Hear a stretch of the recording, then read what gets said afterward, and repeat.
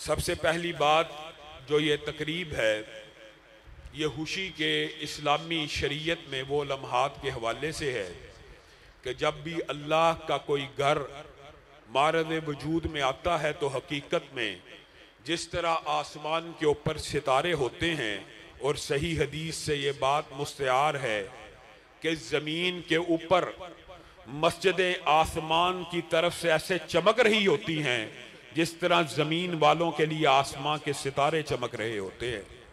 आसमान के फरिश्ते मस्जिदों को सितारों की तरह ज़मीन के ऊपर टमटमाता हुआ महसूस करते हैं। ये दुनिया की बेहतरीन मुकद्दस जगह हैं। ये धरती के ऊपर सबसे पाक और पवित्र और साफ जगह है। जिस तरह बाजार सबसे ज़्यादा नापसंदीदा हैं, उसी तरह मस्जिदें सबसे ज़्यादा पसंदीदा हैं। इनके कुछ SOPs हैं, इनके कुछ प्रोटोकॉल हैं, और अल्लाह रब्बुल इज़्ज़त की उस बंदे के ऊपर बड़ी रहमत है। और आप सब भी उस रहमत में शरीक हैं कि आप अल्लाह के घरों में से एक घर में बैठे हैं।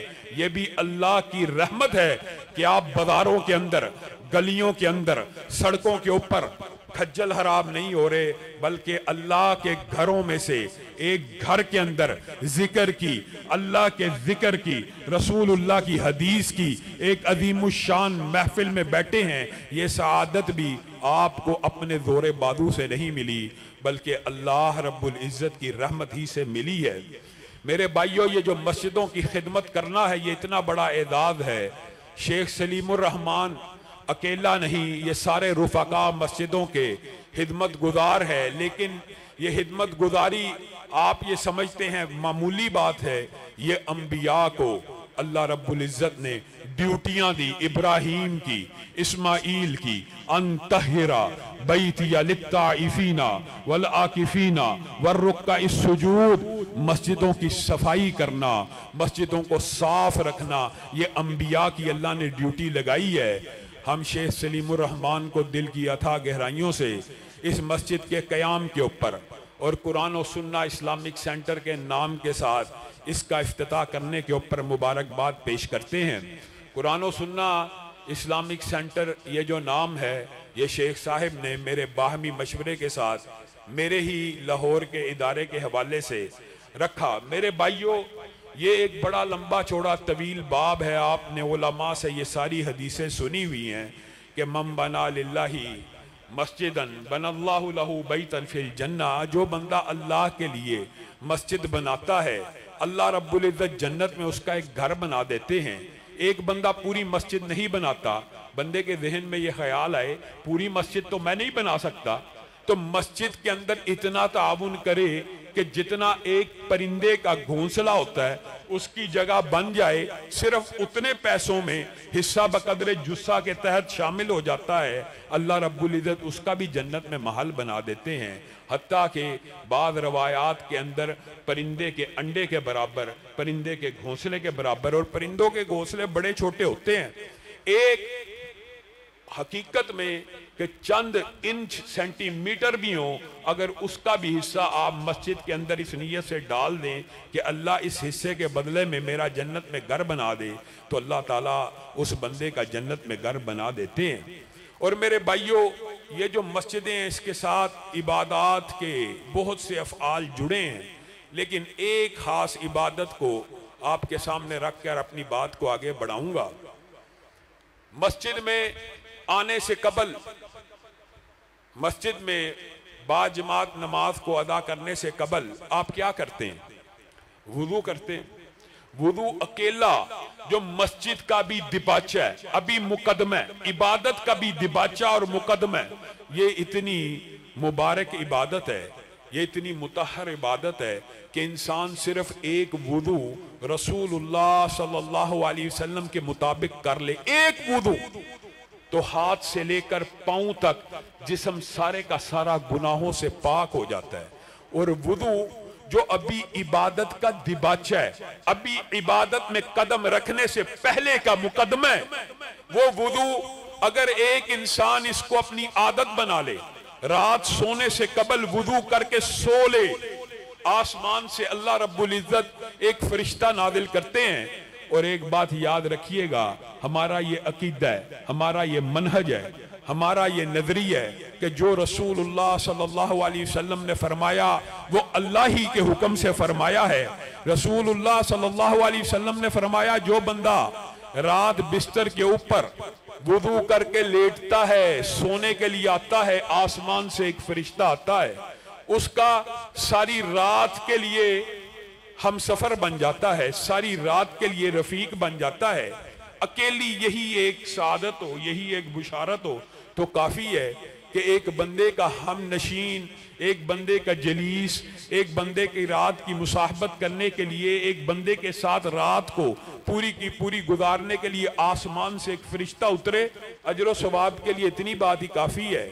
लेकिन ये बंदा जब नींद के अंदर हाथ को हिलाता है, करवट लेता है, कभी इधर जाता है, कभी उधर जाता है, ये तो सोया हुआ है, ये तो करवट बदल रहा है, वो फरिश्ता जागा हुआ है, उसकी अल्लाह ने ड्यूटी लगाई हुई है। जब भी मेरा ये बंदा जो वुदू करके बिस्तर के ऊपर आया है करवट ले, इसके लिए दुआ कर कि अल्लाह इसके गुनाहों को मुआफ कर दे। अब मुझे एक बात बतलाइए, ला यासून अल्लाह मा अमरहुम वला, और दूसरी आयत ला यस्बिकूनहु बिल कौल, फरिश्ते अपनी मर्जी से बोलते हैं, अल्लाह की मर्जी से बोलते हैं। फरिश्ते अल्लाह के हुक्म के बगैर हरकत भी नहीं कर सकते, जुबान भी नहीं खोलते। हुक्म देने वाला कौन है? अल्लाह। क्या हुक्म दे रहा है कि इसके लिए मगफिरत की दुआ करो, कबूल किसने करनी है? अब बताइए कि इस मुआफी की दुआ की कबूलियत में कोई शुबा हो सकता? तो फिर रात को सोने से कबल वुदू करके सोना ये अपनी आदत बना लीजिए।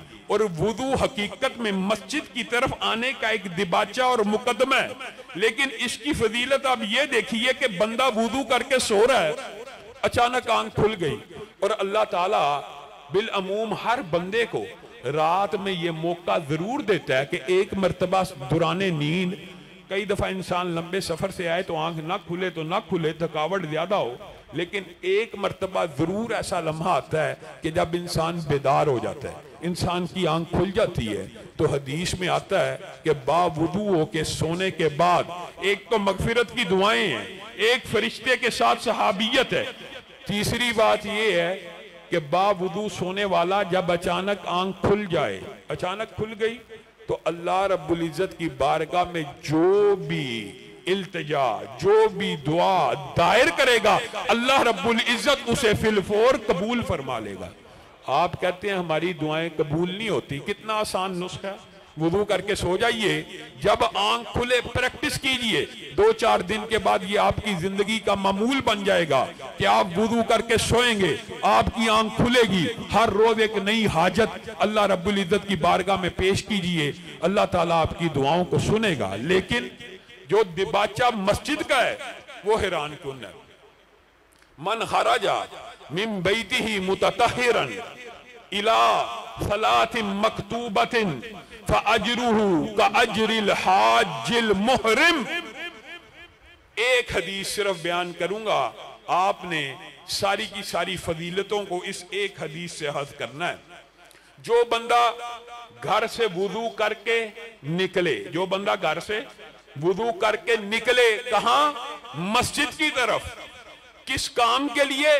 नमाज बाजमात को अदा करने के लिए घर से निकला है। अभी कहां पे है? घर है, घर से अभी निकला, मस्जिद पहुंच गया? नहीं पहुंचा। नमाज अदा की है? नहीं अदा की। अभी घर से निकला है, तो हदीस के अल्फाज हैं फअजरुहु का अजरिल हाजिल मुहरिम।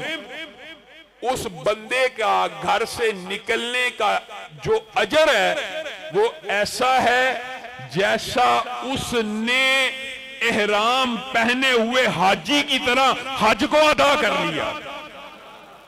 एक नमाज के लिए घर से निकलने का अजरो सवाब बावुदू होकर अगर एक हाजी के एहराम, अच्छा यहां पे मुहद्दिसीन ने बड़ी एक अजीबो गरीब नुक्ते को बयान किया है कि कई मर्तबा इंसान ये सोच सकता है अल्लाह ताला रसूलुल्लाह से ये बात भी तो कहलवा सकते थे ना, जैसे दीगर इबादात के बारे में फजर के बाद की 2 रकतें जो इशराक की हैं कि उसका उम्रे और हज का सवाब है, लेकिन यहां पे हज के सवाब के साथ साथ एहराम का जिक्र क्यों किया? कि ऐसे हाजी का जिसने इहराम पहना हो। तो यहां पे ये बात समझ आती है कि जिस तरह इहराम पहनने हुए हाजी को हज से एक अरसा कबल हज की तैयारी करना शुरू करना पड़ती है कि पैसे जोड़ेगा तो हज करेगा, वीजे लगवाएगा तो हज करेगा, इहराम खरीदेगा तो हज करेगा, सफर काटेगा तो हज करेगा। वो सारी की सारी मुश्किलात सऊबतें बर्दाश्त करने के बाद जो हज का अजर है वो सिर्फ बावजूद होकर घर से निकलने का अजर है। अब बताइए, घर से अगर निकलने का अजर ऐसा है, ईमानदारी से बतलाइए, अपने घर से वुदू करके निकला कहां? मस्जिद की तरफ आने के लिए, उसका अजर एक हाजी के बराबर है। तो जो बंदा मस्जिद में आके बाजमात नमाज अदा कर लेगा उसका अजर व सवाब क्या होगा? आप बताइए।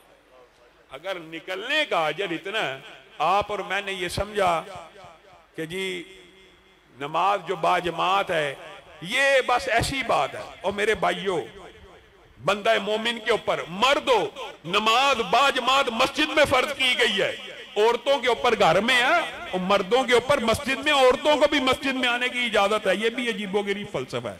मसाजिद के अंदर शेख साहब औरतों का सेक्शन बनाया कि नहीं बनाया? औरतों का कमरा बनाया ना, अल्लाह का शुक्र है। हमारे यहाँ अजीब रिवायत है,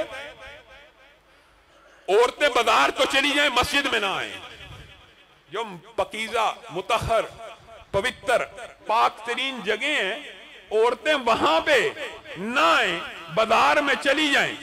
मस्जिद में जाएंगी तो फितने का खतरा, बाजार में जाने पे फितने का खतरा है कि मस्जिद में आने का फितने का खतरा है। ये अजीबोगरीब फलसफा है मेरे भाइयों। ये तो बड़ा लंबा चौड़ा मौजू है। फिर अल्लाह ताला एक दफा आने के ऊपर एक मेहमानी को बंदा मोमिन के लिए तैयार करता है, और एक जो मेहमानी है अगर आप उसका हल्का सा सिर्फ एक तासुर ज़हन में लेके आए तो जन्नती की एक वक्त की जो मेजबानी हदीस में आती है कि उसके सामने 70 दस्तरखान होंगे, हर दस्तरखान के ऊपर 70 खाने होंगे, हर खाने के 70 जायके होंगे, और ये एक वक्त की अल्लाह की तरफ से मेहमानी होगी।